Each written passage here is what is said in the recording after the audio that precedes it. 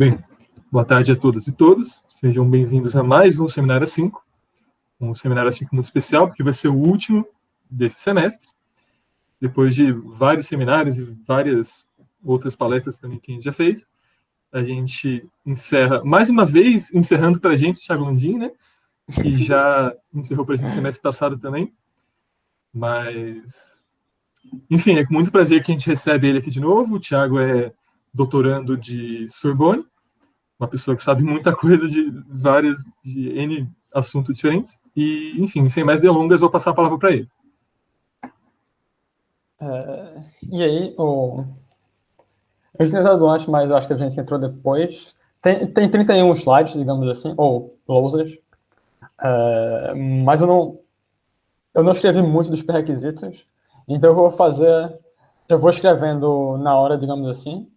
Mas sintam-se bem à vontade em fazer perguntas, especialmente perguntas estúpidas.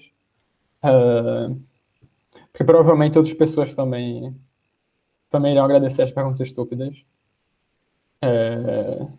E é isso. Vai ser algo bem algébrico e um tanto categórico. Eu não consigo falar de álgebra sem categorias. Mas espero que dê para entender e que dê alguma motivação. E o primeiro, digamos assim, problema que eu tenho com álgebra é que eu acho que o professor de categorias se esforça mais, digamos assim. É como categorias é bem mais, talvez, odiado ou evitado. Eles se esforçam muito mais para tentar defender a área deles. Então, eu vou começar fazendo uma pergunta importante. É a pergunta por que estudar álgebras? Enfim, né? É uma pergunta bastante justa, especialmente para quem não se interessa em álgebra. E, ok. A resposta, que eu deveria ter escrito aqui, é que eles aparecem em todos os lugares. E eu vou dar alguns exemplos e explicar um pouquinho alguns deles, não todos. Mas caso alguém tenha alguma curiosidade específica que eu não expliquei, é só perguntar que eu explico um pouquinho mais. Em geometria, álgebras ou módulos aparecem de maneira bem natural pelo seguinte. O primeiro fato é que uma variedade M ela é determinada pela álgebra de funções suaves de M para R. Então, são funções diferenciáveis infinitas vezes de M para R. Se eu souber essa álgebra, eu sei eu conheço, digamos assim, a variedade. E mais ainda, não apenas isso, como os objetos que eu quero estudar em geometria, que são, em geral, fibrados vetoriais, ou talvez de maneira mais geral, fibrados, mas são vetoriais, são exatamente módulos projetivos sobre essa álgebra. E ok, aqui deveria ser finitamente gerados, porque o fibrado que eu penso em dimensão finita. Então, por exemplo, o fibrado tangente, fibrado cotangente, eu posso ver apenas com módulos projetivos. Esse é o primeiro exemplo. E o segundo é que, às vezes, quando a gente quer estudar alguns invariantes de variedades, a gente acaba chegando em álgebras. Então, por exemplo, as formas diferenciais, que a gente dá às vezes por esse ômega com um pontinho aqui, forma uma álgebra com produto edge. Então, a ideia seria que eu posso formar uma operação. E a operação é esse picozinho, que o pessoal em inglês chama de produto edge, ou produto exterior.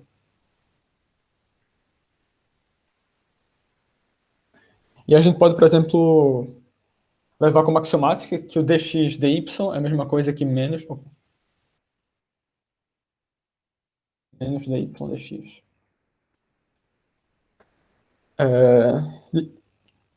E o que dá, por exemplo, é que a gente às vezes acaba chegando em álgebras honestas que não são comutativos, por exemplo. Um outro que aparece bastante também é, naturalmente, quando a gente estuda álgebra, mas mais especificamente representações. Então, ok, eu não vou supor que todo mundo sabe o que é representação, mas a definição é bem simples. Eu espero que todo mundo saiba que é um grupo, mas se não, eu posso definir rapidamente.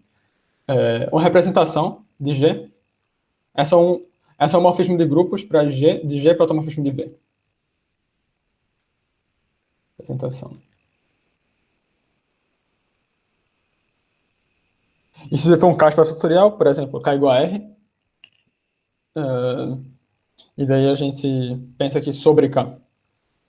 E a ideia é que esse morfismo, ele corresponde exatamente o seguinte: eu posso formar a álgebra K de G, onde K é um anel.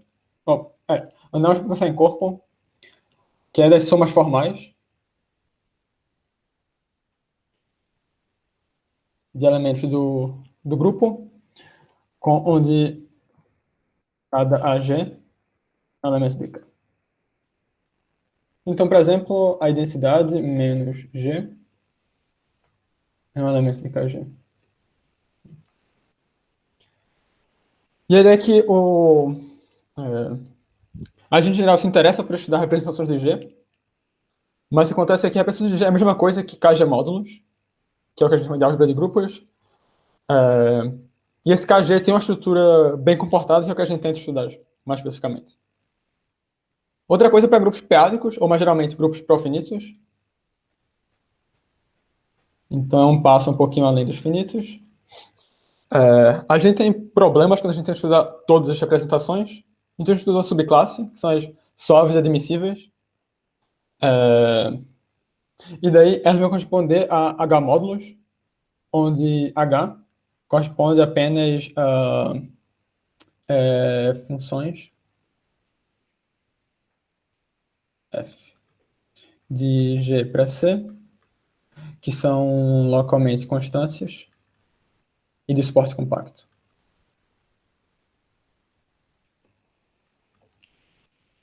E o produto não é o produto ponto a ponto, é uma convolução, é algo um pouco mais complicado. Mas como conjunto, o anel é esse. E esse é um anel não comutativo, e pior ainda, é um anel sem unidade. Então aqui eu deveria incluir até o admissíveis.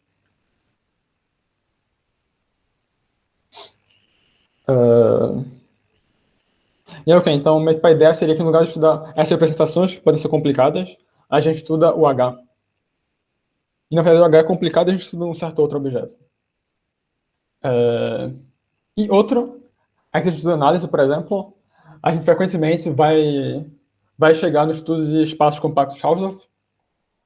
E acontece que, na verdade, estudar espaços compactos Hausdorff é a mesma coisa que estudar o que a gente chama de sexta-estrela álgebra comutativa, que é um tipo de álgebra que aparece bastante em análise, sexta-estrela álgebras. Então a gente pode traduzir tudo que a gente sabe de espaços topológicos, compactos Hausdorff, para uma linguagem mais algébrica. Isso é algo às vezes feito, por exemplo, na K-teoria. E, por fim, tem algo que é uma conexão bem interessante, que existe uma linguagem algébrica para falar de EDPs, que é o que a gente chama de demódulos. E eu vou só falar esse, que talvez seja algo um pouco mais simples, e EDP em si não é algo assustador, é apenas... É quase a mesma coisa que EDO, que é algo bem simples. Então, por exemplo, a gente pode ter... e quando eu falo DP aqui, eu incluo ADO.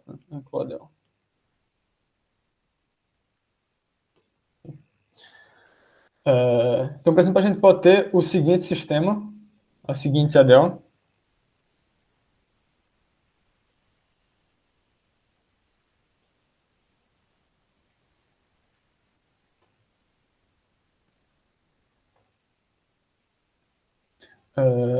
Vamos pensar sobre...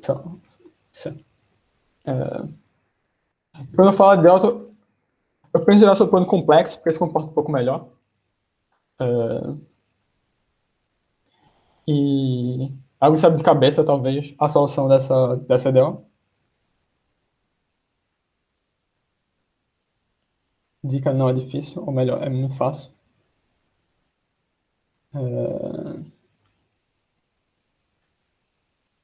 E, ok, é apenas x elevado a alfa. Se eu derivo alfa desce, fica alfa menos 1, mas quando eu multiplico por x não faz diferença nenhuma. E o espaço gerado é exatamente c vezes alfa, né? Todas as soluções são constantes vezes x alfa. E a ideia é que no lugar de estudar EDOs dessa maneira, eu posso pensar da seguinte maneira. Penso ela como sendo x vezes dx menos alfa vezes f é igual a zero. Eu penso daqui como pertencendo a algum anel.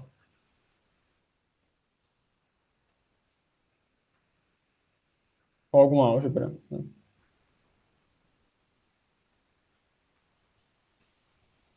Então, a ideia é que esse F é, na verdade, um elemento de torção, ou seja, um elemento que é anulado por esse pensamento aqui que a gente chama de L. Né? Então, o que a gente faz, mas geralmente é o seguinte: a gente define uma álgebra D.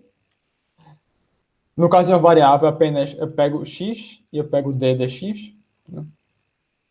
E o que eu sei apenas é o seguinte: quanto vale d dx, x, aplicado em f. Bem, aqui eu vou usar a regra da cadeia. Tranquilo? E o que isso vai dar então é o seguinte: vai dar f de x mais x vezes d dx de f.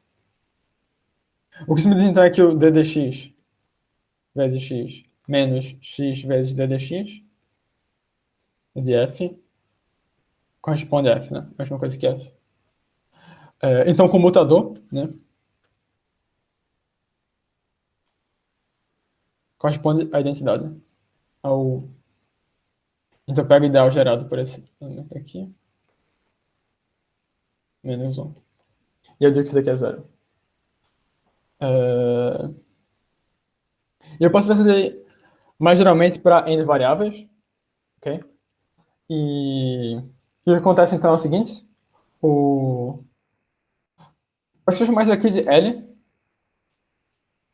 Ok. Outra coisa importante de Nest que a gente tem é a seguinte, né? Tem um morfismo de D módulos de D para algum módulo M, e isso vai corresponder a M, né? Porque eu levo 1 em qualquer elemento, e o D vezes 1 vai ter que ser levado em D vezes M.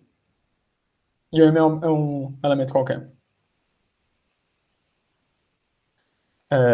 Mas mais ainda, se eu quero olhar para os elementos de M que são anulados por um certo elemento, o que eu pego é o hom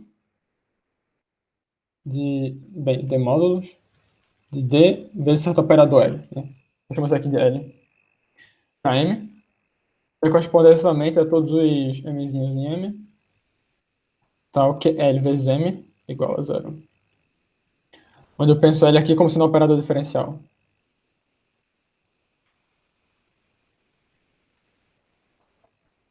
Okay?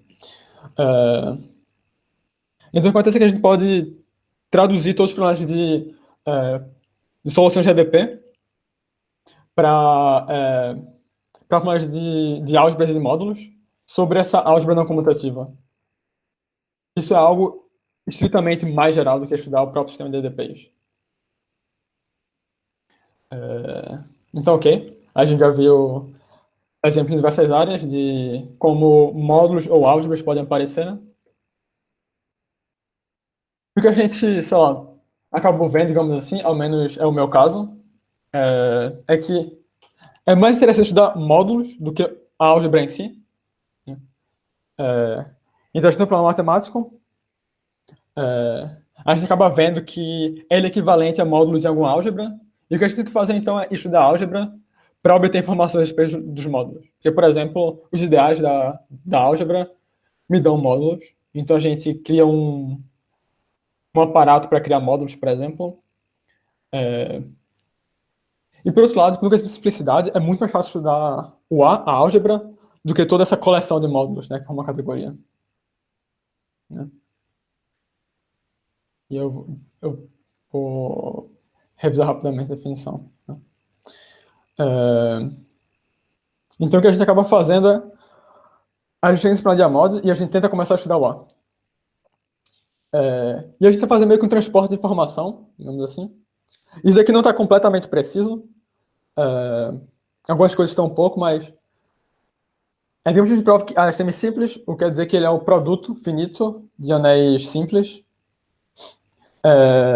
Então, a mod vai ser uma categoria semisimples, o que quer dizer que todo módulo ele pode ser decomposto como módulos semisimples. Isso tem uma graduação no A. Isso me dá mais ou menos um automorfismo numa mod, que vai ser o shift, de certa maneira. E outra, por exemplo, se A for simples, eu posso obter mais resultados, como, por exemplo, idempotentes correspondem a ideias maximais e ideias minimais, que são tipos de módulos. E a noção de bloco de uma álgebra induz a noção de bloco em uma categoria, que é essencialmente partes que não se misturam. Então você tem dos objetos, por exemplo, o Rho entre eles é sempre zero. Então, em geral, o que a gente tenta fazer é isso. A gente no plano da mod vai para o A, tenta estudar propriedades do A, tenta estudar coisas associadas ao A e vai para a mod. Ok? Então, agora eu vou dar uma definição rápida, digamos assim, de categoria e de categoria abeliana. E quem não estiver se sentindo seguro pode perguntar. Então, a categoria C corresponde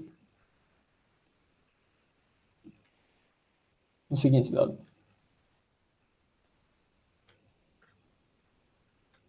Eu dou a noção de objetos, de C, que é um conjunto,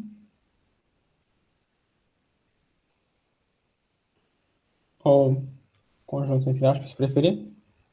E para quaisquer, e para tudo, objetos,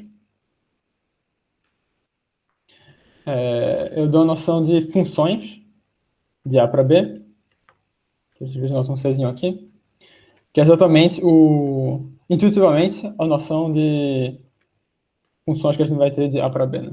Deixa eu pôr aqui A maiúsculo.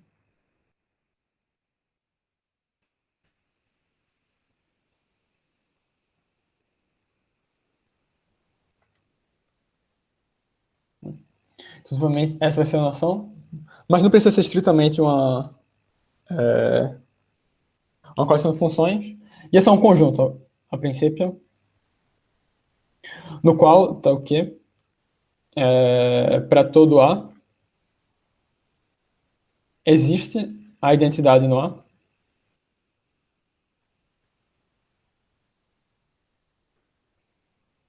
Que a identidade é exatamente você. Ok, opa.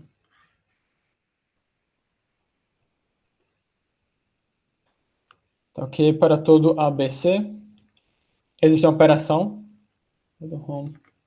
de BC vezes home de AB a C, que é a G e F, é uma associação composta de G com F. Então, F vai de A para B e o G vai de B para C, né? A para B e B para C. Às vezes é um pouco confuso escrever isso daqui, mas... bem, enfim. Tem essa noção de composição, que é algo dado, e que a densidade, então, vai ser exatamente a identidade para essa composição, e que essa operação aqui é associativa. Aqui é associativa. Então, exemplo, a gente tem vários, né? Qualquer conjunto com estrutura. Então, por exemplo, a gente pode na categoria de álgebras, ou melhor, na categoria de conjuntos também, né? Mais simples ainda. Categoria de todos os conjuntos, no qual as funções são exatamente funções quaisquer entre o conjunto, e a composição é a composição usual e tem a identidade. Né? Então, a módulo e assim por diante. Né?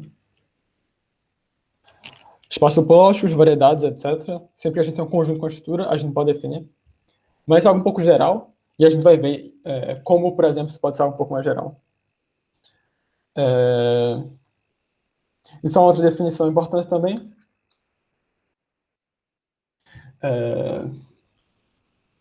Uma categoria C é dita abeliana.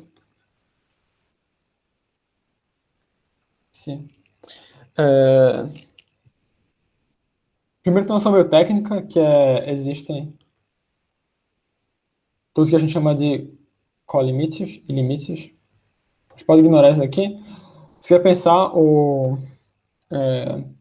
mais simplesmente para todos os elementos A e B. A gente pode definir a soma direta, por exemplo. Que se comporta como soma direta de espaço fatorial. Né? E outra coisa também é que se eu tenho um mapa de A para B, eu posso definir o kernel e a imagem. Yes. E, consequentemente, eu também posso definir o que a gente chama de cokernel, que é B cossentada pela imagem. E cokernel.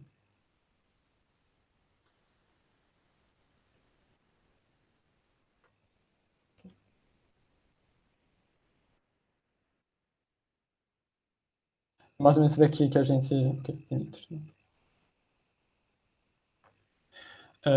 E outra coisa importante, de certa maneira, é que vale o teorema do isomorfismo.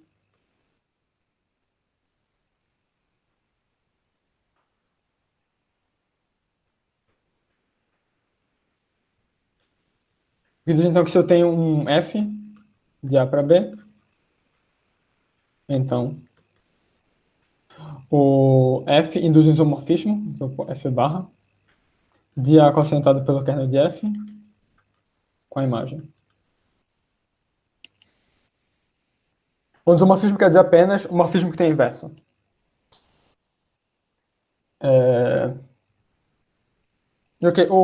A coisa importante que eu esqueci de comentar é que o home,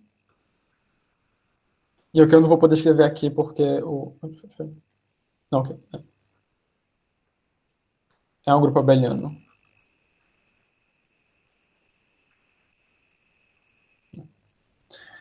Então eu posso somar morfismos como a gente faz, por exemplo, com vect. Então os exemplos que a gente tem espaço tutorial, kvect. A gente tem a mod. E como o nome indica, a gente tem os grupos abelianos. Enfim, a gente tem várias outras. E ok, agora depois de fazer essa curta revisão de categorias, alguém tem alguma pergunta?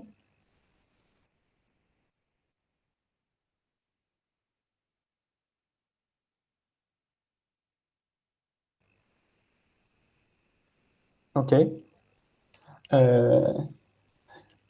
Então agora que a gente viu um pouquinho a nossa ideia, vai ser tentar estudar o mod diretamente, de certa maneira. Então o que a gente vai fazer vai ser mais ou menos se perguntar duas coisas, que são a princípio meio básicas, mas a demonstração não é. E eu vou apenas rascunhar a demonstração, mas definitivamente não vou fazer com todo cuidado. Que a primeira pergunta é a seguinte: quais categorias abelianas são da maneira A-mod? Note que todos os exemplos que eu dei aqui, isso é exatamente K-mod, para cá um corpo. Isso daqui é Z-mod, para Z os inteiros. Então, geral, é bem mais fácil escrever categorias abelianas que são dessa maneira, mas nem todas são. E a gente tem resposta para isso, se chama Teorema de Mitchell, que é algo bem parecido, mas bem mais fácil do que o que o pessoal chama de Teorema de Freid-Mitchell, que tem um Freid no início. E outra pergunta é mais ou menos o seguinte: o que a gente costuma fazer é a gente tem esse problema, a gente chega em uma mod e a gente tem que estudar o A, mas o que aconteceria, por exemplo, se a gente trocasse para um outro B? Então a primeira pergunta, então a segunda pergunta seria mais ou menos quando equivale a mod ser equivalente a B mod, para duas álgebras A e B. Isso é o que o Morita provou, e é o que a gente chama de teorema de Morita. E daí, então, o teorema de Mitchell, que é o que é o primeiro teorema que eu vou falar, tem essas três propriedades importantes aqui, que fala o seguinte: uma categoria abeliana, que admite um certo pezinho bem comportado.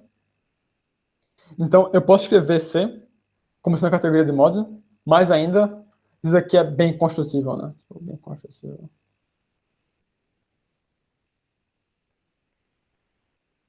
AND é só o home de P para P. E isso forma uma álgebra cujo produto é a composição. Então, deixa eu definir aqui os objetos.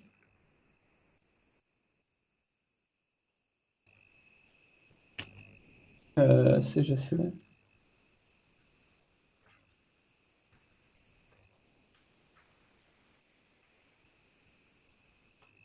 Categoria abeliana. Então,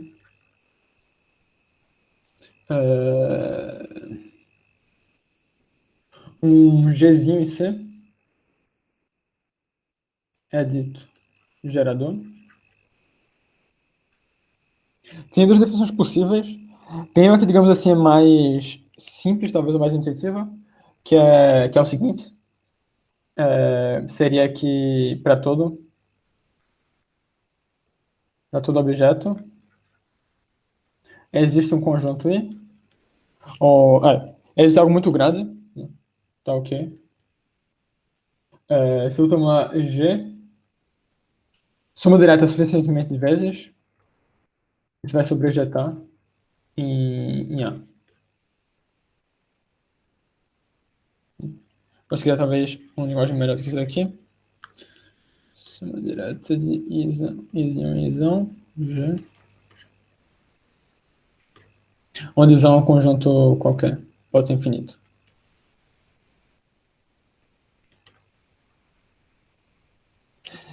E essa definição só funciona em alguns casos específicos, mas geralmente, ou equivalentemente.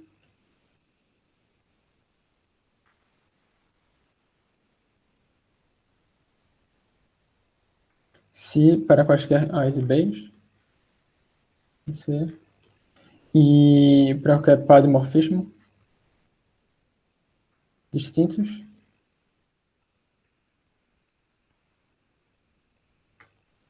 existe um H que vai de G para A, tal que a composição é F composto com H, G composto com H para B, é ainda distinta. Tranquilo? Deixa eu dar um exemplo aqui. Então, em impact transitorial, né? O K é um gerador.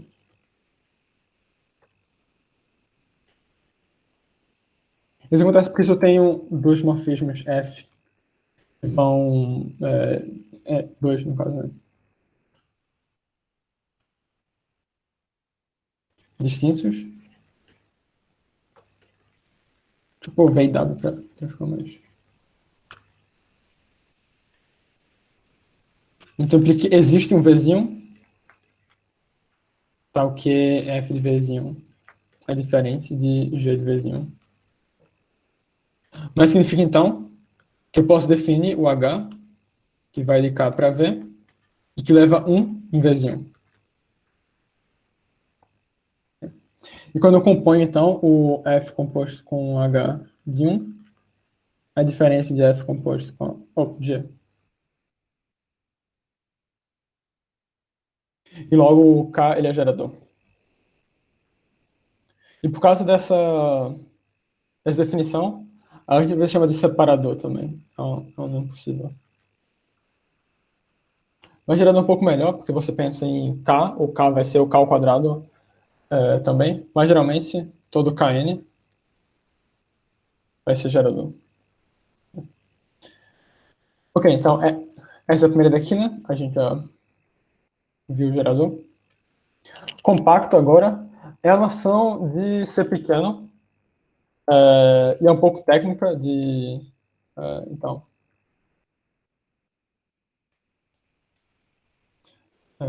seja em uma categoria C,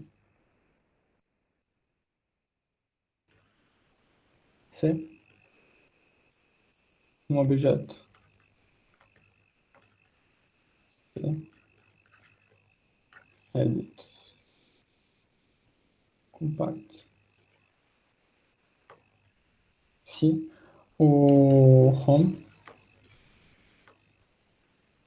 preserva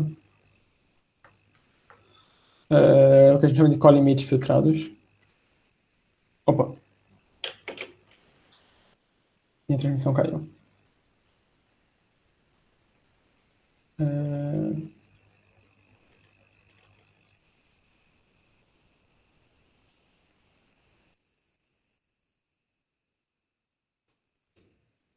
Vou botar aqui transmitir.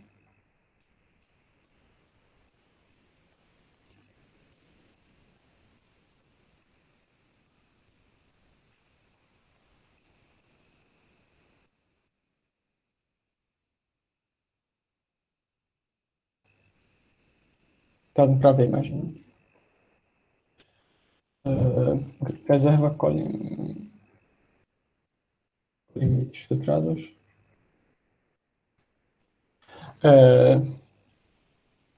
Isso quer dizer mais ou menos duas coisas. Quer dizer mais ou menos o seguinte, intuitivamente.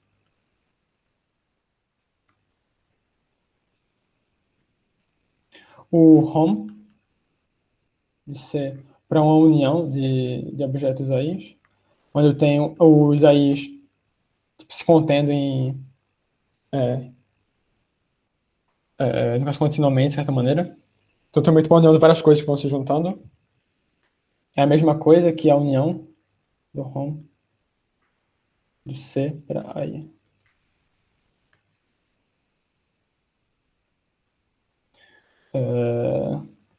Onde para pastorear a gente pode mudar esse união para soma direta, por exemplo. E vai ser a mesma coisa. Então, posso fazer tanto em união ou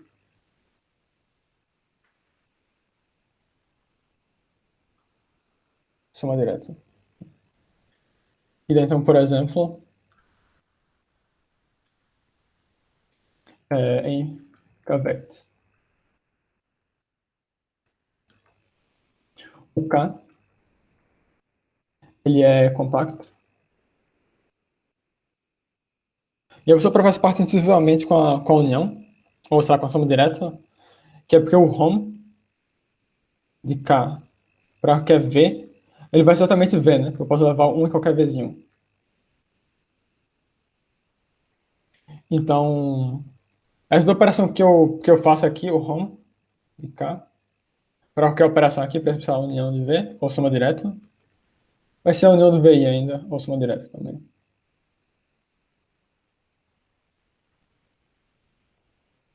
E isso vai também para Kn, para N infinito. E por isso essa maneira compacto, porque precisa ser algo pequeno para isso valer. Esse nome compacto às vezes é chamado também de pequeno. E às vezes de finitamente representável. Pessoal de álgebra.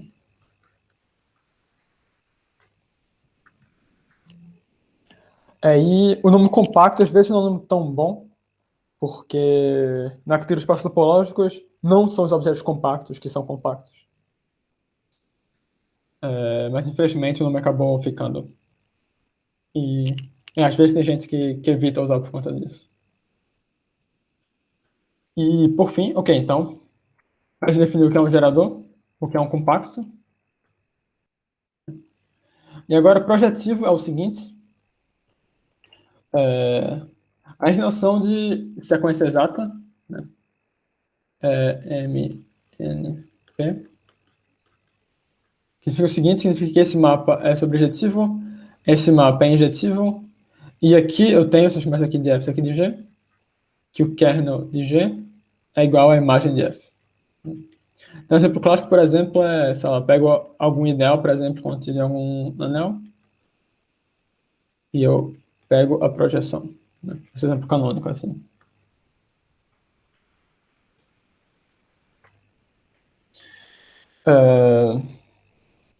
E eu vou dizer que o objeto P é projetivo se o home ele preserva sequências exatas.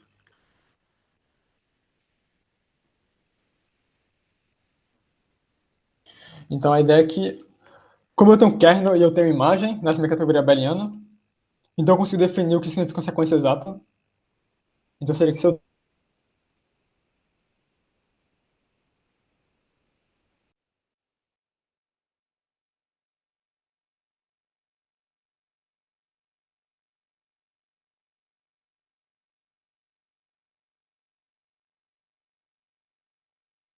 tenho.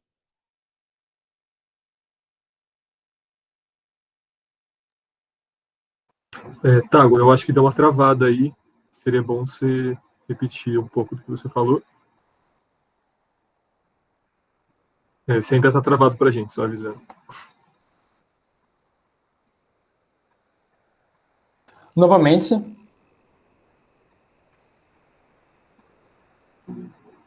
Tago? faço tutorial e estou vendo como grupo abeliano.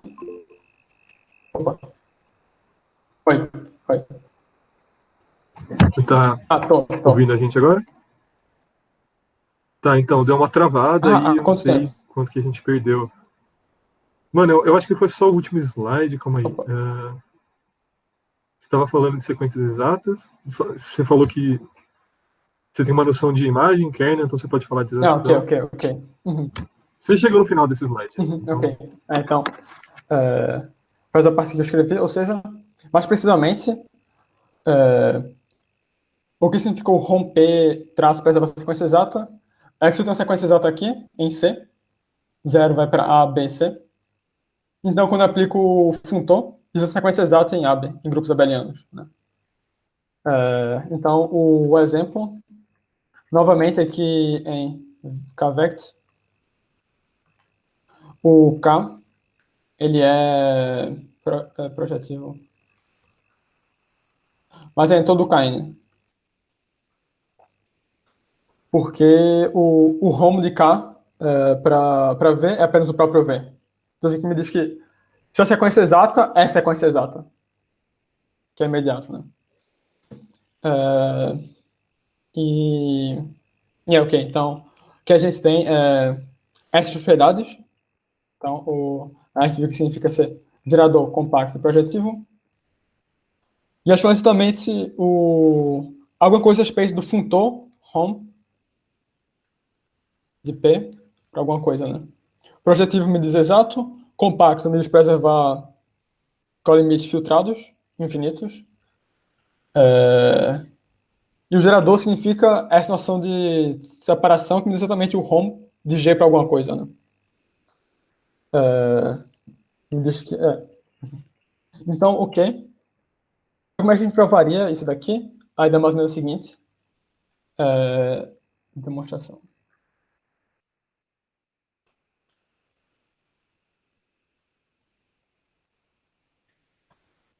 A gente define o funtor home de P, que vai de C para N, P, op, mod.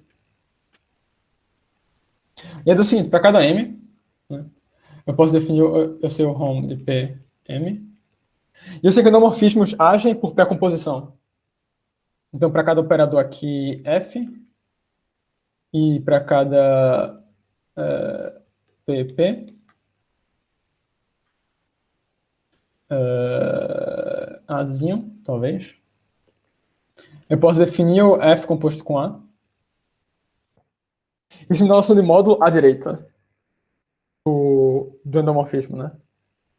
E como eu quero noção de módulo à esquerda, eu ponho um op aqui. Mas se eu fizesse tudo por módulo à direita, ele não existiria.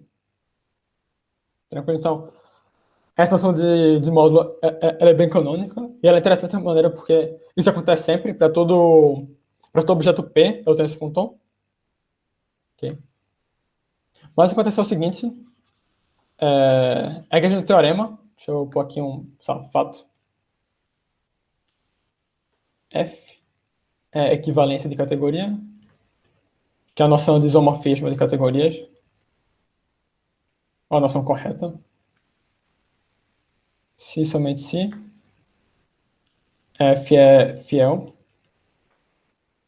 plano, é essencialmente subjetivo.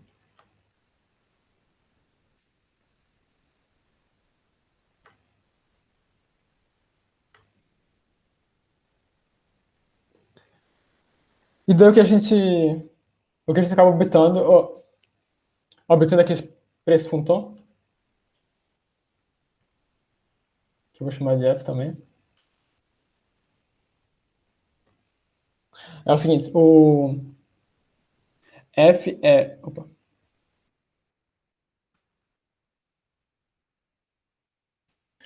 F ele é fiel,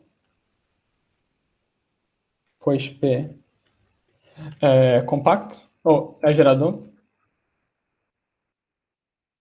O F ele vai ser pleno, pois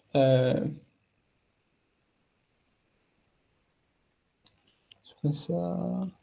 Eu acho que é porque pois P é compacto. E F é essencialmente objetivo, pois P é projetivo. Observação que eu posso ir trocando, talvez.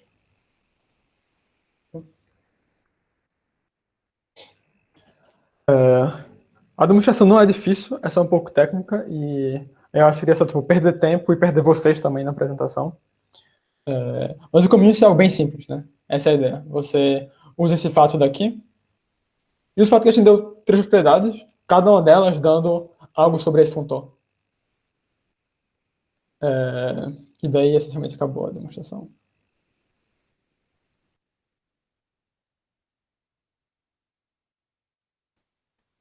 Deu ok. É um teorema que, se você souber as definições, é bem simples. E ele é razoavelmente forte. Ele é algo útil também. Porque pega uma teoria booleana qualquer, se você achar isso daí, você acha essa equivalência, e você pode, então, tentar estudar essa álgebra para obter informação da categoria. Onde a categoria P pode ser qualquer. Ou a categoria C pode ser qualquer, né? Desde que seja booleana. Pode falar aí, Ricardo. Se esse P ele for com essas hipóteses aí, né, gerador, não sei o quê, se você fizer soma direta dele mesmo várias vezes, ainda vai ser gerador compacto projetivo?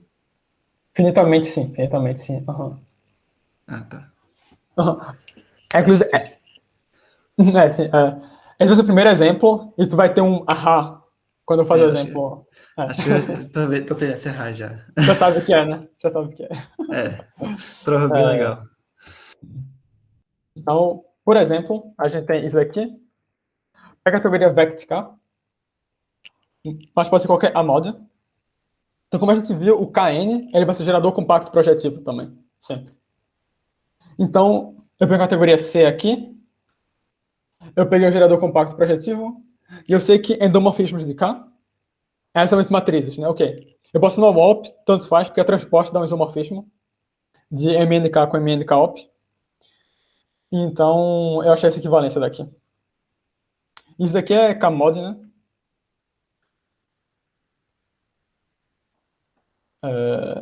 Então a gente achou dois anéis bem diferentes, na verdade, uma infinidade de anéis distintos, que dão a mesma categoria de módulos. Né? E posso fazer para qualquer P. E essa mensagem que a gente vai ter, que eu acho que o Ricardo já percebeu, então se eu trocasse aqui por N de POP, eu ainda vou ter matrizes, N por N, cujos coeficientes estão em N de POP. De boa, Ricardo? De boa, era isso que eu tava pensando. Ok, então. E na nossa pergunta, a gente não pode esperar que A e B são isomorfos se somente se A mod é equivalente a B mod. Mas algo, digamos, análogo ao teorema que a gente tinha anteriormente vai valer. Então eu vou fazer o seguinte. Eu vou mudar o nome de nome feio de gerador compacto projetivo para um progerador. Tranquilo? Então, progerador é apenas gerador compacto projetivo. Então, é que toda equivalência de A mod para B mod, ela vem exatamente de um progerador de T, em A mod, cuja categoria de cujo NT op é equivalente ao B. E a equivalência é dada de maneira também bem concreta. É por um caminho, é aquele home que a gente tinha visto, home com o T, e daí o B ele vai agir por endomorfismos, e o outro é o tensorial, quando tensorizo T por B aqui.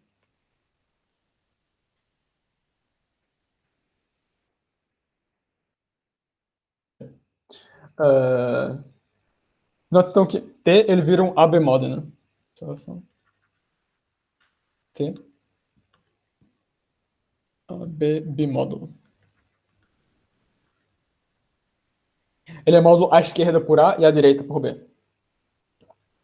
E é por isso que eu posso considerar o home de T para alguma coisa e o T tensorial por B. E a ideia, por exemplo, é mais ou menos uma tranquilo de ver é que se a gente tem um progerador T, tal que o B satisfaz isso daqui, então a gente sabe que esse home A de T vai ser uma equivalência. E o outro lado é um pouco mais complicado e eu não vou despenetrar muito em detalhes. Mas é fato que, tipo, se isso é uma equivalência, então o inverso vai ser pelo tensorial. E a gente tem uma adjunção. E outro comentário também é que não é tão difícil, digamos assim, porque a ideia seria o seguinte: a gente olha, por exemplo, para onde o B está indo, e daí vai ser algum T em A, e vai ser o T que a gente quer. Então, eu pego a equivalência entre as duas categorias, olho a imagem do B, e provo que ele é um progerador, e daí acabou. Bem, tem que provar que ele é um progerador, né? Mas como os conceitos são categóricos, eles devem ser preservados por equivalência, né? Uhum. Ok? Então a gente respondeu as duas perguntas que a gente tinha anteriormente. Opa. Que é quais categorias abelianas são da maneira amode e quando equivale que duas categorias são equivalências. E só para dar um nome, quando isso equivale, a gente diz que A e B são Morita equivalentes.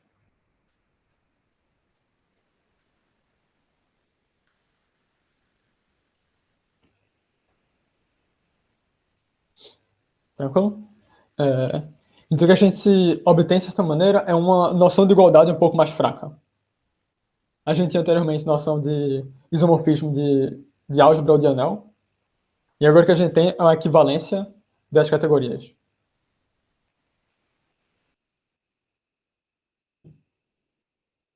E uma coisa talvez interessante é que a gente está olhando para a categoria de todos os módulos, mas às vezes aparece que é mais interessante estudar apenas uma classe específica. Então, ok. Deixa eu voltar aqui. Os exemplos. Isso aqui deveria ser prestação menos. Módulos finitamente gerados. Se eu quero dimensão finita aqui, aqui vai ser finitamente gerados. Né? Ok. Aqui não. E aqui também é finitamente gerado. Né?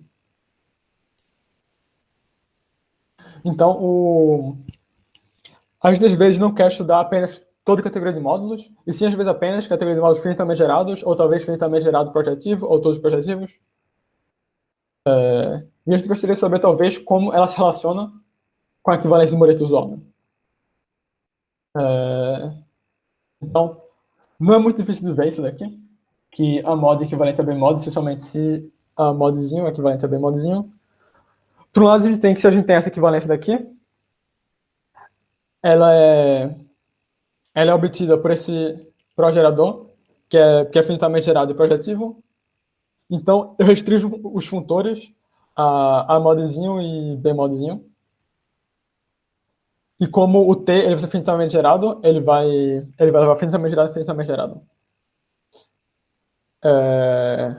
E daí, tipicamente, a gente tem esse funtor daqui.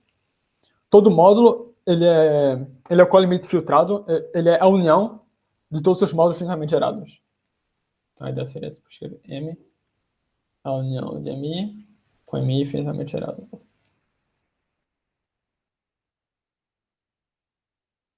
E daí eu estendo o F usando a propriedade que ele deve preservar essa filtração. Ou que eu quero que preserve. Não, ele deve preservar. Uhum. E daí, então, dessa equivalência. E outra coisa também, né, que isso implica também que a categoria de modos projetivos, ou se quiser, talvez, modos projetivos finitamente gerados, modos projetivos finitamente gerados. Então, isso implica outras equivalências talvez mais fracas do modo, né?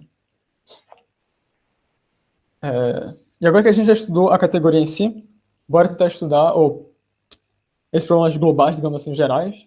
Bora tentar, talvez, sujar um pouco mais as mãos, digamos. E algo que a gente se preocupa muito quando a gente estuda álgebras, etc., são esses invariantes, né? Eles aparecem bastante quando a gente está estudando. Um deles, por exemplo, é o centro. O outro é a belianização. E outro, por exemplo, é a K-teoria. A gente chama de K0 de A ou K de A. K0 de A. Que é o K-grupo. E daí, o centro, a gente pode fazer de várias maneiras. Pode ver ele como sendo todos os Azinho em A. Tá, ok, para todo Bzinho em A. Vale que AB igual a BA, né? Isso aqui é a nossa meio que dual. Então, eu pego A e quociento pela relação AB menos BA.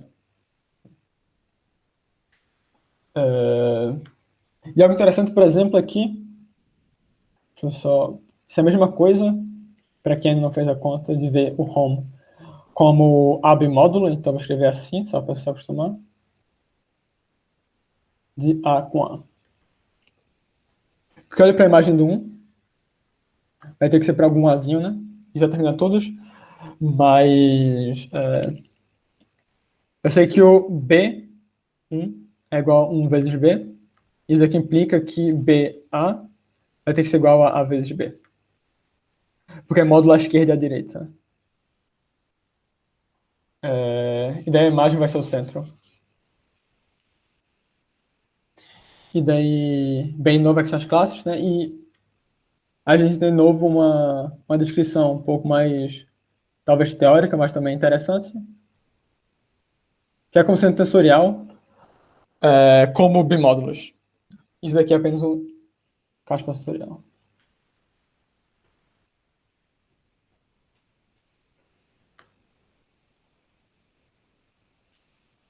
E aqui também.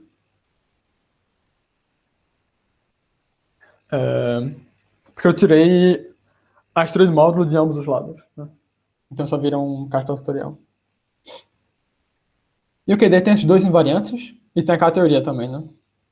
Daí, a K-teoria é o que é, digamos, imediato de ser um invariante de Morita, que a gente tem que, por definição, praticamente, classe equivalente modo projetivo. Então, deixa eu pegar aqui a ideia é o seguinte, o K0 de A é o seguinte, né? Os objetos são classe para P projetivo finitamente gerado. Então, estou olhando para a proje.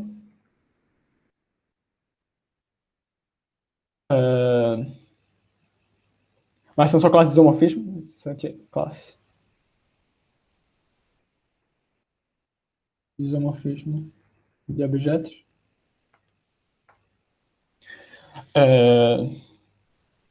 E eu defino a soma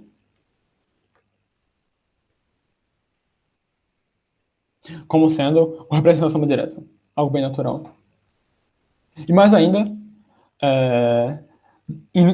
nem toda categoria eu tenho, mas, por exemplo, para espaço tutorial eu tenho para alguns outros casos também. Eu posso definir também, às vezes, produto.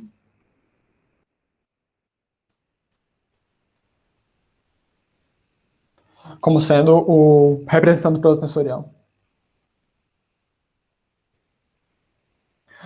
E nota que esse K0 depende apenas da categoria approach. Então, o que acontece é que se A e B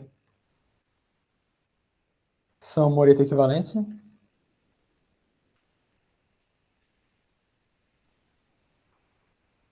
então, o K0 de A, K0 de B. Ok. A princípio só como grupo abeliano, né? Porque eu não sei se tem a estrutura de...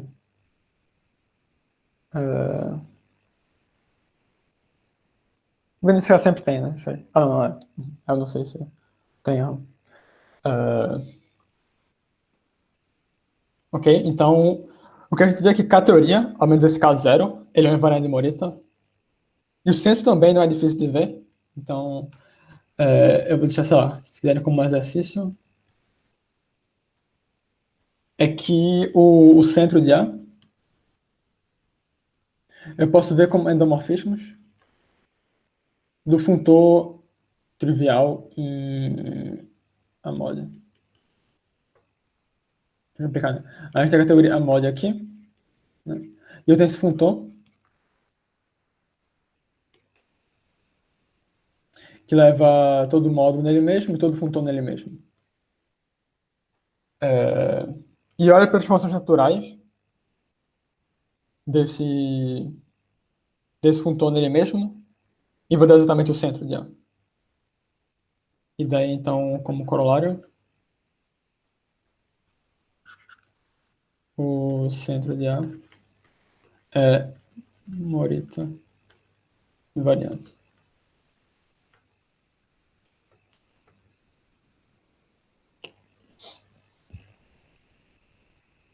Ok.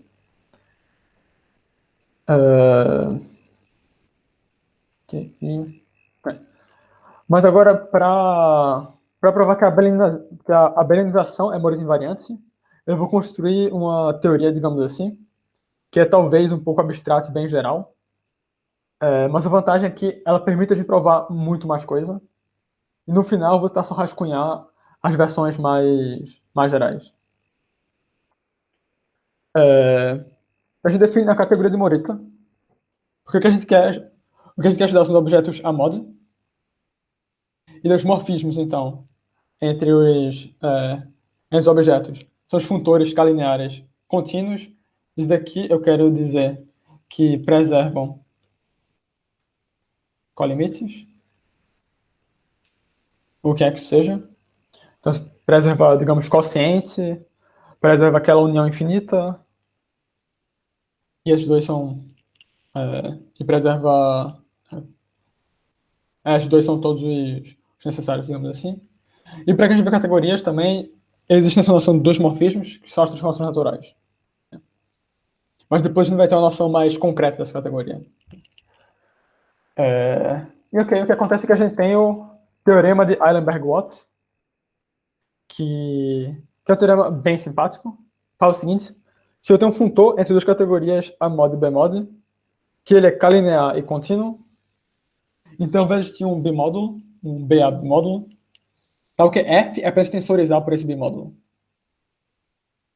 E mais ainda, como tudo que a gente está vendo agora, tudo é bastante computável. Então, eu posso escrever o M como sendo o F de A. Ele é tensorial por A vai ser trivial, né? E como A ele é bimódulo, então isso me dá uma estrutura de módulo à direita pro M também. E eu vou só, digamos, talvez rascunhar a demonstração. De novo, demonstração. A ideia é o seguinte: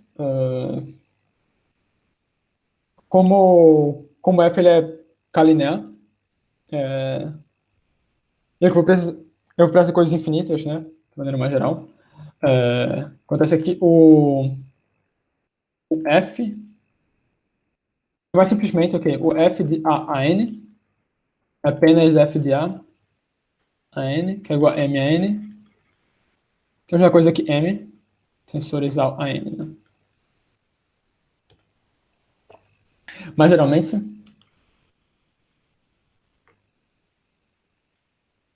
o F da suma direta.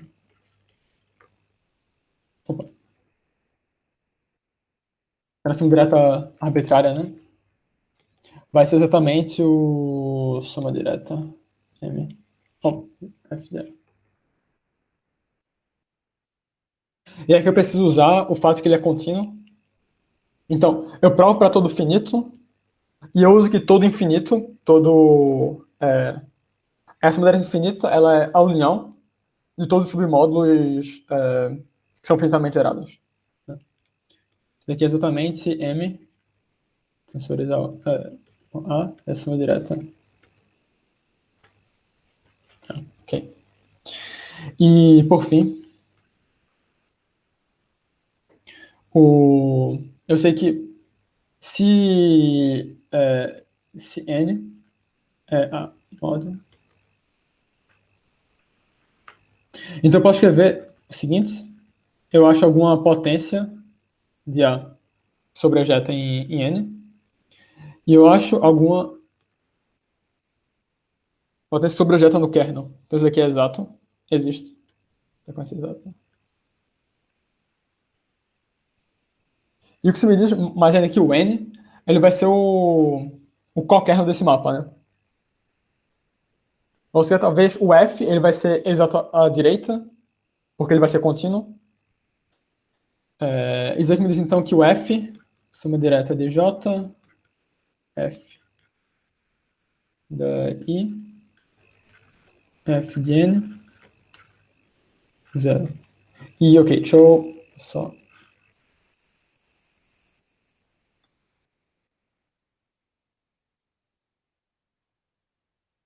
Mas isso daqui é isomorfo a M a... eu tensorizado por A J, M tensorizado por A I, N. Porque tensorizar é exato à direita, né?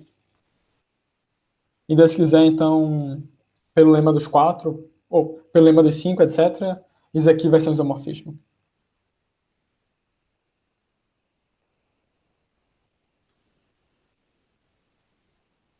Ilustração bem simples. Tem só um porém que eu não vou me aprofundar muito. É que tem que ver que isso daí é funtorial, né? Que o isomorfismo ele é bem comportado. Mas como tudo que eu fiz foi, digamos assim, canônico, tá tudo ok. E a gente provou o grande, ou talvez não tão grande, mas bem legal, teorema de Eilenberg-Watts. E o que ele diz então é o seguinte, é que esses futuros que a gente quer estudar, calineares e contínuos, são a mesma coisa que bimódulos. Então a gente vai redefinir, é o mesmo objeto, mas dá uma cara bem mais elementar para a teoria do Moritz.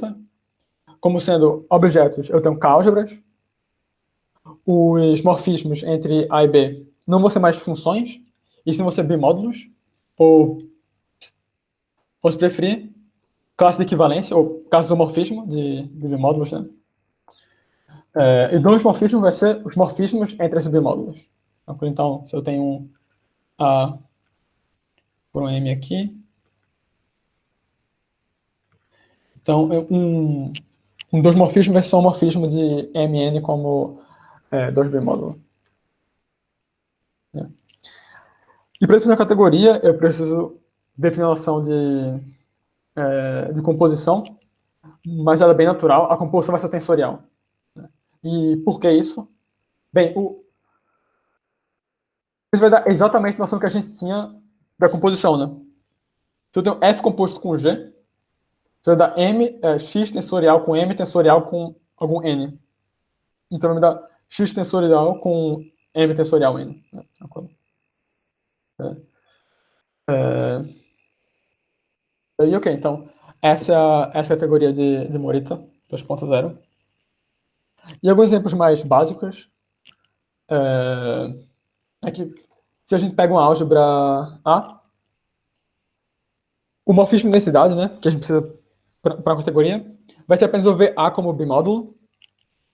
E é fácil ver isso daí porque a composição, como a gente viu, é o tensorial. Deixa eu pôr aqui.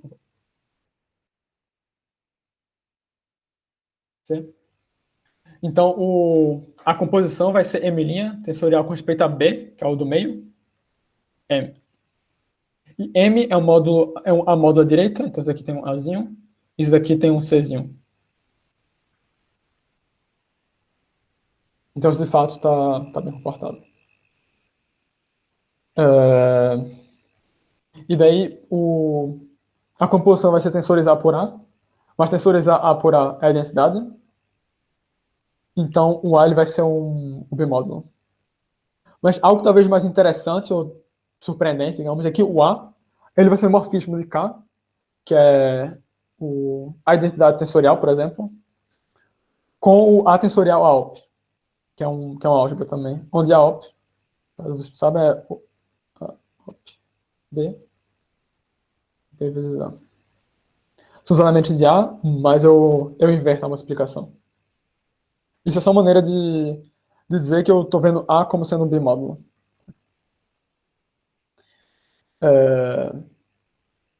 E daí eu posso ver também A como sendo um morfismo de K para AOP e de AOP para K.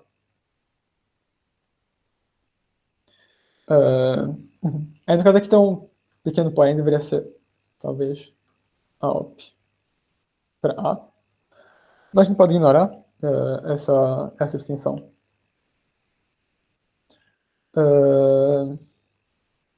Ok.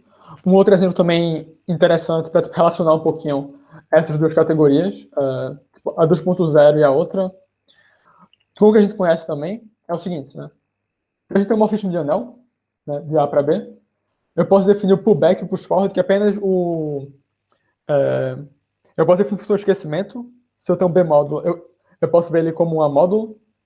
E se eu tenho um A módulo, eu tensorizo por B com respeito a A, ou tensorizo com B com respeito a A, e eu acho um B módulo, né? Isso me dá exatamente ver o B como sendo um morfismo de A para B e de B para A. Porque eu tensorial, então, aqui eu estou olhando para o tensorial, θ B, B. Ou seja, é apenas um fator esquecimento. E aqui eu pego um módulo e eu tensorizo por B com respeito a A. Então, a extensão para escalar. Então, eu tenho a extensão para escalar e o esquecimento. Ou indução e esquecimento, né? Tranquilo? Então, essa categoria, ela inclui várias coisas que a gente já conhece de álgebras e mais, dessa maneira. Então, tudo que a gente conhece de álgebras, esses funtores, eles estão tudo dentro aí. Alguém tem alguma pergunta? Ou...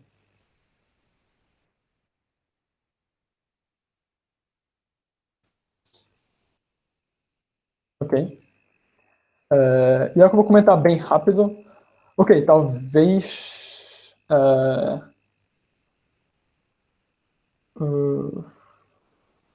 ok.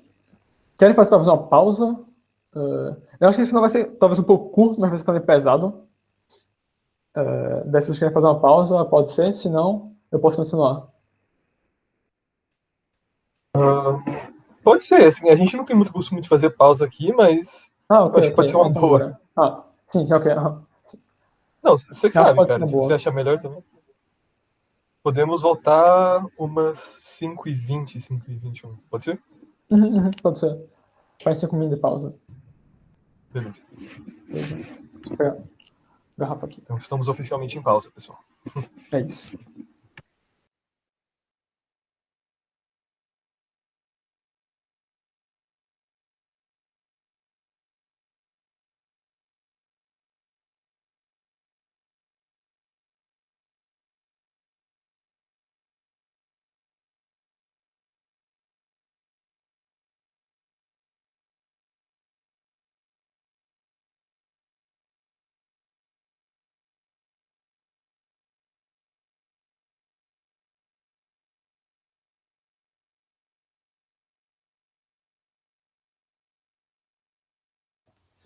Então, eu posso pedir pra você voltar o slide só um pouquinho? Que eu me distraí um pouco. Pode, claro. Esse aqui ou o anterior? Volta mais um.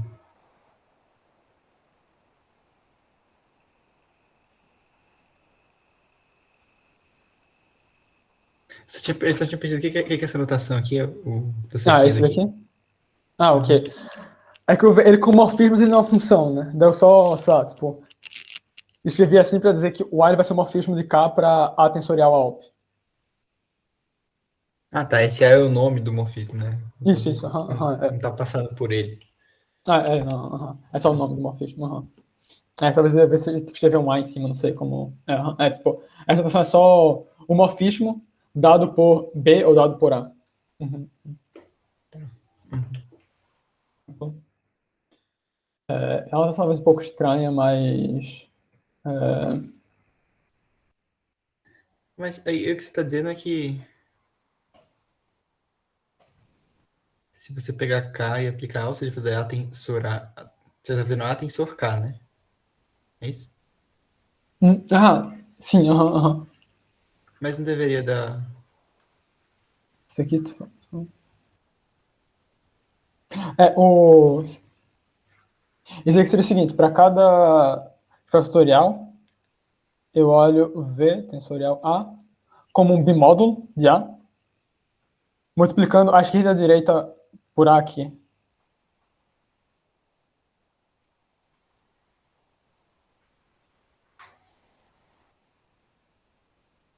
Faz sentido? Muito bem, obrigado. Porque, tipo assim, eu tenho que pensar que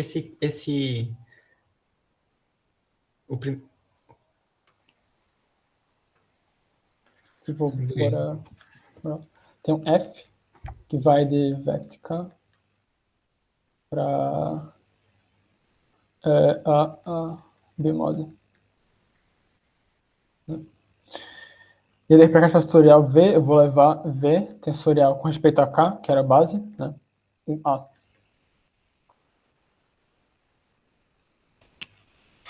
E a estrutura aqui do bemódulo é o seguinte: se eu vou ter Vzinho, tensorial A, vezes B e B', V, B, A, B'. Mas acho que entendo que ele tinha que ser isso e isso bimódulo, né? É essa a confusão, talvez? Não, tá, acho que eu tô entendendo. É Tá. porque, tipo, naquele o teorema lá do Heisenberg, tipo, o funtor é você fazer. Deixa eu visualizar com respeito Tá, ao primeiro. beleza. Ok? Aham. E desse daqui é algo semelhante, né? Eu pego um bimódulo, tensorizo por A como um bimódulo, né? E desce meu fatorial só.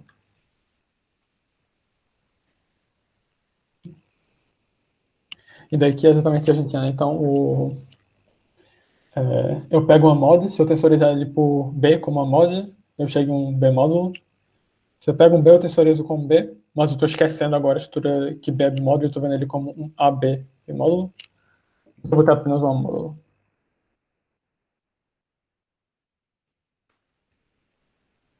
Daí eu tenho uma ação. Cara, eu esqueci agora o nome que o pessoal às vezes dá para o oposto da extensão de escala. Mas eu prefiro chamar de esquecimento só. É restrição? É restrição, ok. Uhum.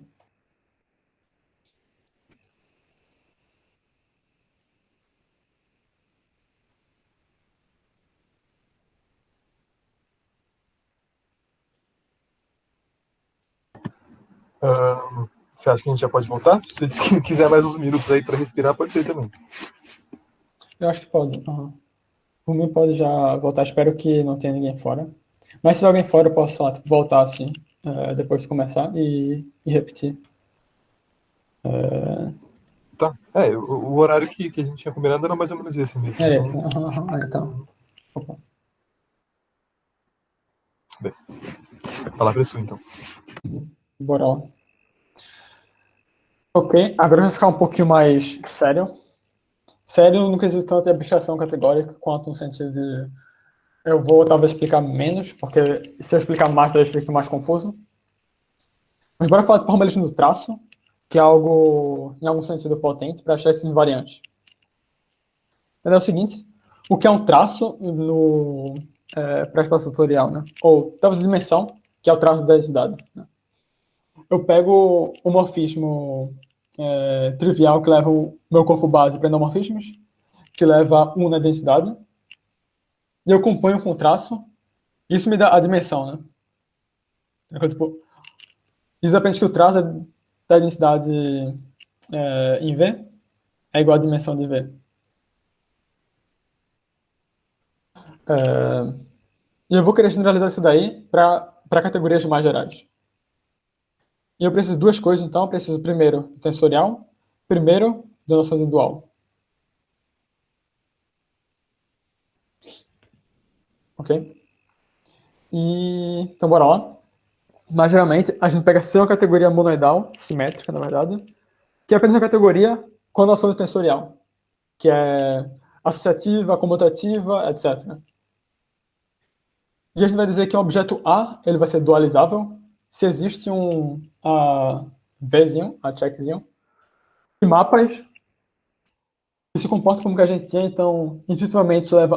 ok, e o 1, ele é a densidade do tensorial, ele se comporta como corpo, né? Então, 1 tensorial A é igual a A.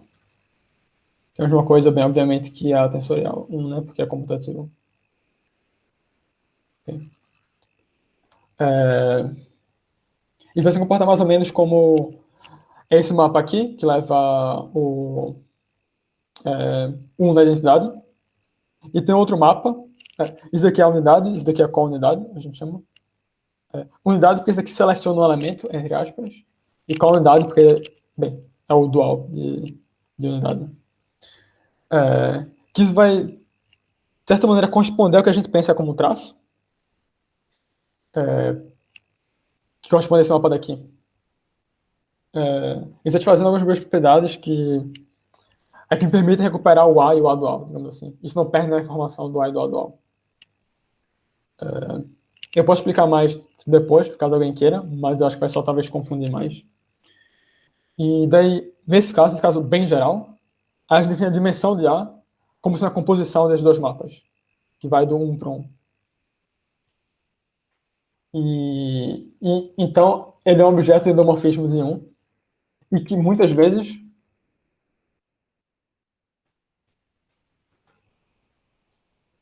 é apenas K.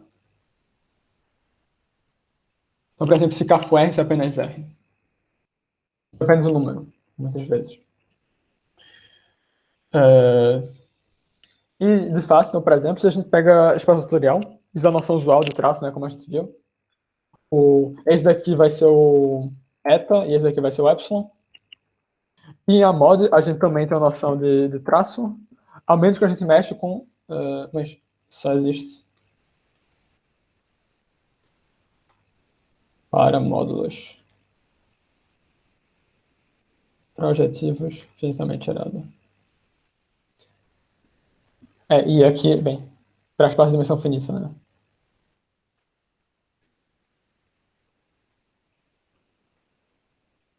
Que é o que significa ser dualizável nessas duas categorias. Tranquilo, mas essa categoria que a gente criou de Moritz, ela é bem mais complicada e os morfismos não são exatamente funções. Então, os endomorfismos da densidade vão ser mais complicados. Tranquilo? Ok, então, bora lá, por exemplo, só fazer um... Então, em Moritz, a gente tem a operação tensorial de álgebras, né? Posso teoria das álgebras sobre K. Okay. E a densidade, então, é dada por K. Então, você já faz o papel do 1. E agora, nesse caso, o que são os endomorfismos de K para K? Vão ser os KK bimódulos. Que é a mesma coisa que espaço tutorial sobre K, né? Tranquilo? Então, agora nessa dimensão, não vai ser um número real, ou talvez um elemento de algum anel, vai ser um espaço tutorial. E é talvez algo um pouco estranho, mas quando a gente cria as categorias um pouco mais complicadas, é o que a gente ganha mais informação. Né? Então, é possível provar, eu não vou fazer essas contas, que na categoria de Morita, toda álgebra ela vai ser dualizável, cujo dual é dado por ALP, ou seja, pela álgebra com a operação dual, e mais ainda, os mapas de unidade e counidade são exatamente esses mapas que eu tinha visto aqui. Né? Então, esse aqui vai ser a unidade. Esse aqui vai ser a counidade.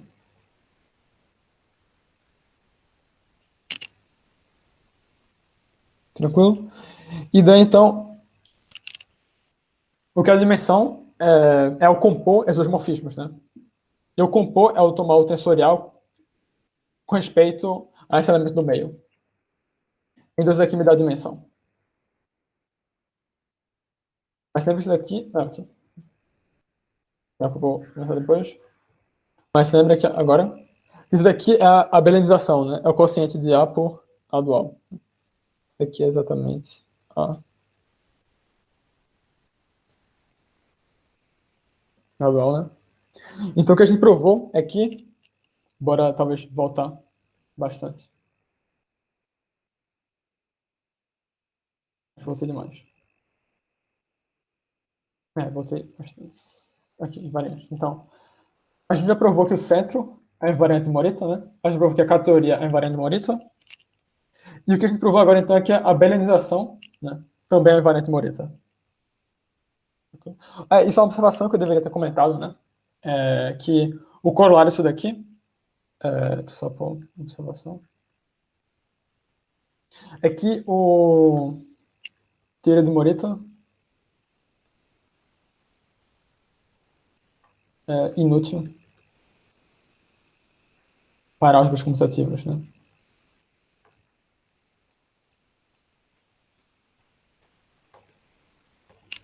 Por isso que fala que se a mod é equivalente a B mod, o centro de A é equivalente é isomorfo ao centro de B. Mas se A e B são comutativos, isso diz que A é isomorfo a B. E mesmo para belenização, né? Tipo, é a mesma coisa, por exemplo. Então, isso é informação estritamente não comutativa, mas, por outro lado, a gente deveria se preocupar com a álgebra comutativa se a gente se preocupa, por exemplo, com ADPs. Ou se a gente se preocupa com representações também. As álgebras comutativas aparecem.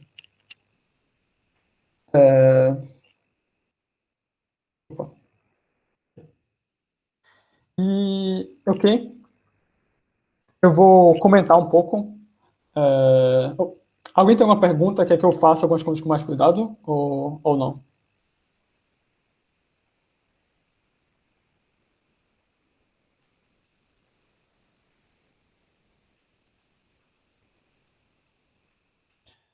Deixa eu só comentar algumas propriedades. Uma que acho que equivale às duas. Eu posso fazer o seguinte, eu posso pegar V ou A. Sei que A é equivalente à densidade tensorial A.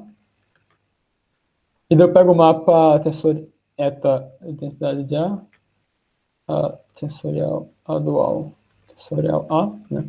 Levo a unidade daqui. Daí então eu pego a densidade de A tensorial com a unidade. E isso vai para A tensorial 1. Eu sei que isso daqui é isomorfo a A.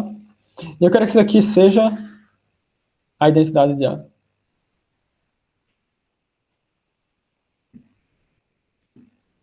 Isso vale para tutorial.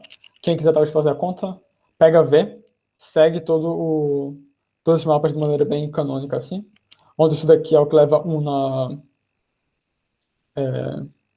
na densidade, isso daqui é o traço, né? E a gente conclui que isso daqui é a densidade. E algo análogo para a dual também, mas acho que nesse caso não importa muito. Mas enfim, então, formalmente isso significa ser dualizável, existe esse AV e esses morfismos que satisfazem esses mapas. E o trabalho, então, seria conferir que esse A satisfaz isso daqui, corresponde exatamente a conferir propriedade tensorial de A.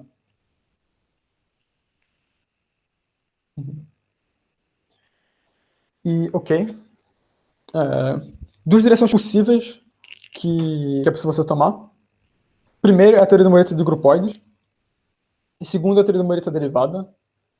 E uma pergunta talvez interessante é por que não existe, digamos assim, teoria do Morita de grupos, se existe de grupoides. E eu não sei se alguém está um chute ou quer talvez falar ou não.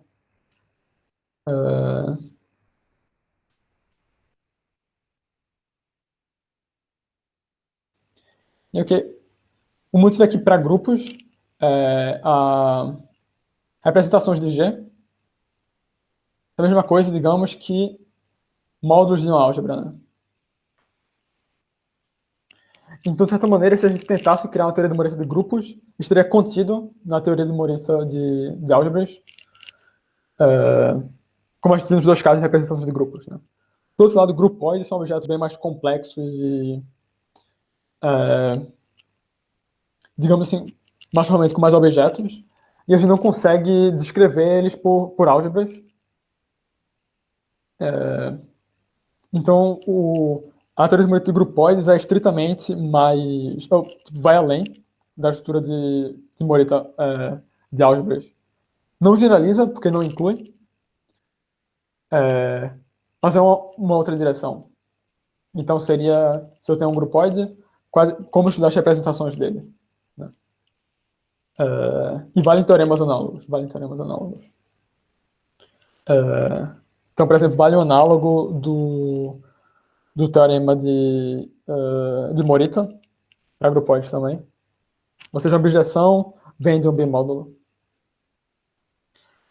E o que eu vou comentar um pouquinho agora, tem alguns poucos slides de maneira talvez bem densa, e que eu definitivamente não vou falar cuidado, é teoria de Morita derivada. Que em algum sentido estritamente generaliza, e é o que o pessoal hoje em dia, eu diria, estuda de verdade. Porque é esclarece por diversos motivos. Um desses é que a gente consegue ver, às vezes, que a teoria do Morita derivada se comporta melhor e é mais correta, digamos assim, do que a teoria do Morita usual.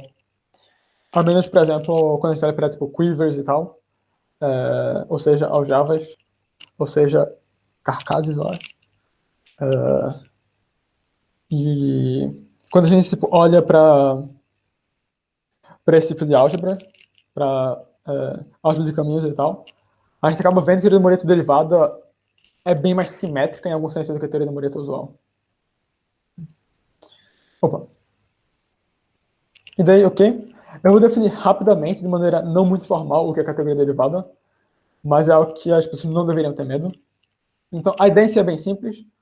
Eu vou pegar A uma álgebra, e quando a gente olha, por exemplo, para homologia, /cohomologia, etc., a gente sempre tem essas cadeias, né, que a gente chama de complexo de cadeias, e por isso CDA. É uma sequência indexada por Z de amódulos, com o mapa D entre eles, tal quando eu componho 2 dá 0. E eu quero medir o quão próximo isso está de ser exato. Então, o que a gente quer estudar, por exemplo, é o HI, que é o... Kernel. Opa. HI do M bolinha. Isso aqui é um 0 e o outro é uma bolinha. Okay.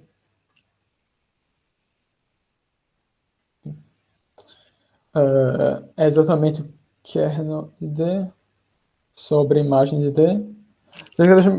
Meio confuso, mas eu pego o MI e olho o kernel do D à direita dele, concentrado pela imagem do D à esquerda dele. Isso aqui mede o quão longe esse mapa está de ser uma sequência exata. E morfismos entre essas cadeias são exatamente sequências de funções que fazem o diagrama como tal. Então, vir por aqui é a mesma coisa que vir por aqui.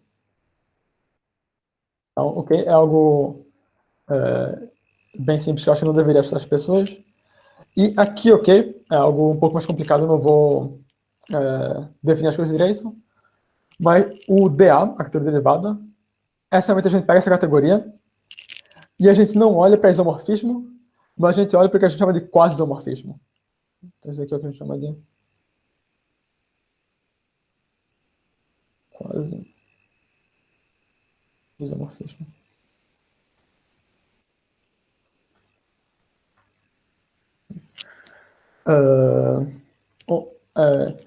E a ideia seria a seguinte: se eu tenho essa sequência de mapas aqui, então elas induzem o mapa nos HGs. Então, quando esse kernel é concentrado pela imagem, por causa da propriedade de combustível do diagrama. Então, por exemplo, pega o elemento aqui que está no kernel. Se a imagem dele está no 0 aqui, ele vai para 0 aqui. Então, a imagem dele aqui está no kernel de D.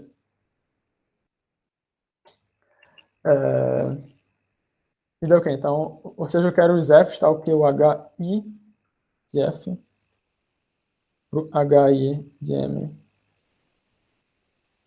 é isomorfo para HI de N. Opa, deve colocar em cima.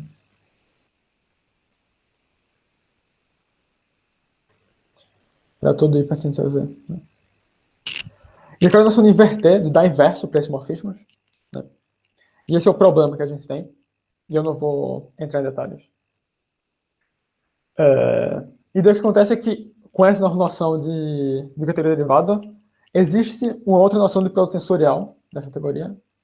Tem outra noção de produto tensorial e outra noção de ROM, que isso a gente chama de internos.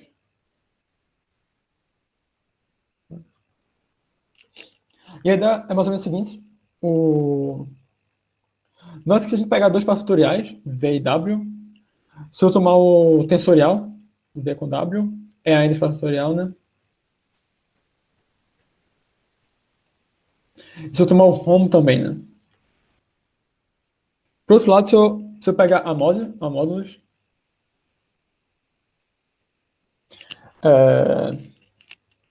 primeiro que não vai ser bem tão bem definido, digamos assim, para eu definir o F tensorial W com respeito a A.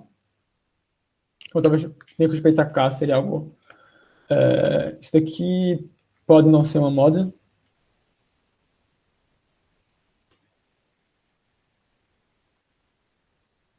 E o home também. Vamos, pode não ser a módulo, né?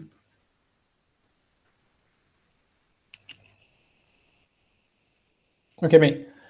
Sobre K, ele vai ser PCI... enfim, aqui também. Opa.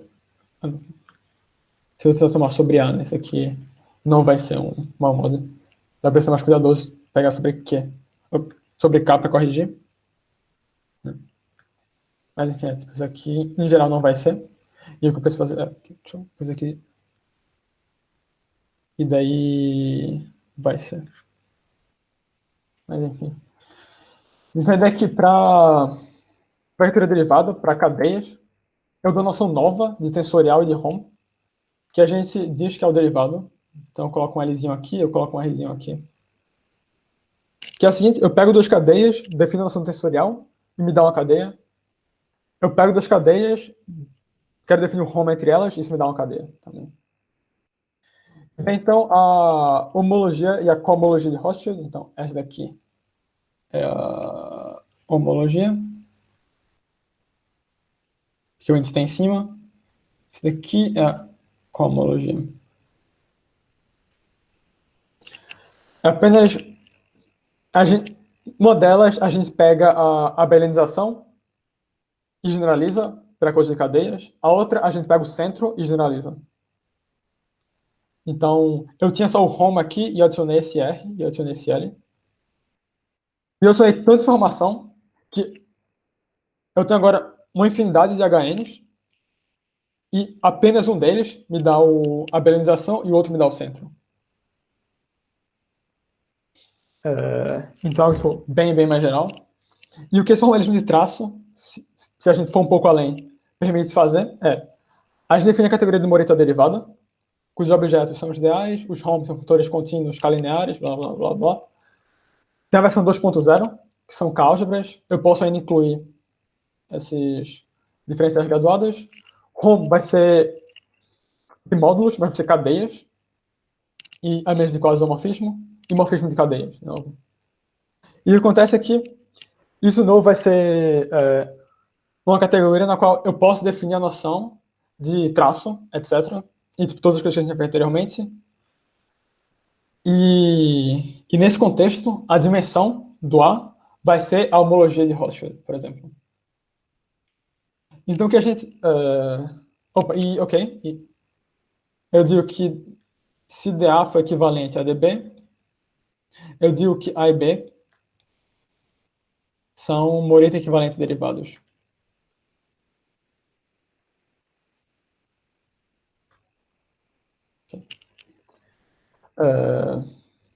O que acontece é que os transformalismos seguem imediatamente, tipo, trivialmente, digamos assim, a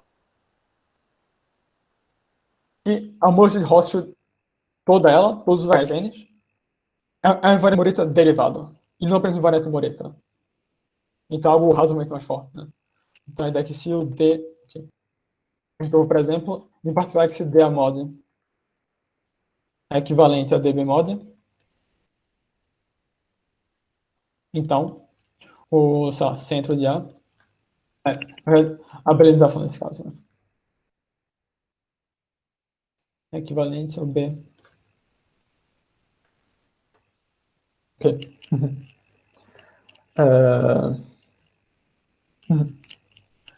E se você quiser, tipo, só para tipo, comparar, digamos assim, com o que a gente tinha, essencialmente, por categoria.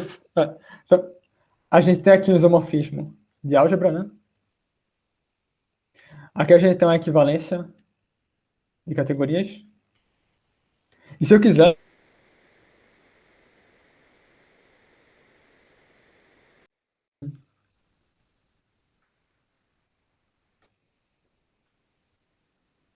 Uma igualdade de números, né?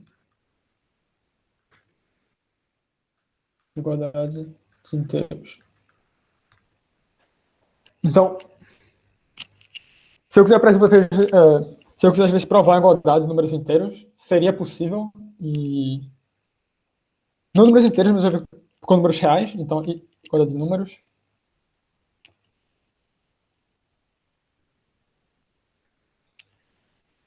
A gente pode fazer toda essa construção categórica por trás. Equivalência de categorias implicar os homofismos de álgebra implicar uma igualdade de números para provar que dois números são iguais. Isso, às vezes, isso já foi feito. E só, como observação final, né? Quer jogar no final, tipo, o centro, então está contendo a homologia de Rothschild, a belenização está contendo na homologia de Rothschild, e a categoria que eu vi só como sendo K0 está contendo, na verdade, todos os K1, K2, K3, etc. Tem infinitos dele. E todos estes daqui são invariâncias Morita derivadas.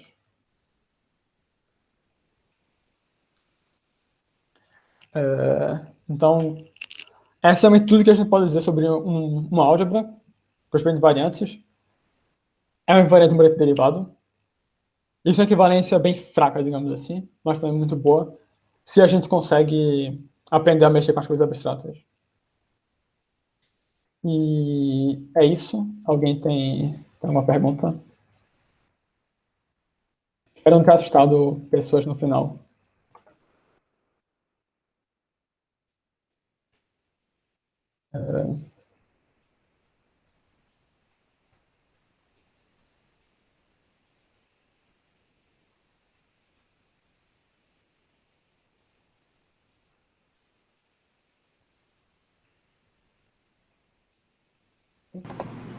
Alô, não sei se dá para me ouvir.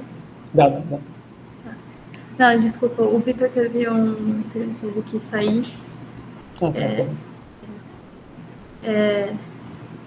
Bom, muito obrigada por apresentar de novo. É sempre um pouco mais vazio no final, né? Mas Foi muito apreciada a sua apresentação. Valeu. Se ninguém tiver mais nenhuma pergunta, eu vou parar a gravação, e aí se alguém tiver com vergonha de falar durante a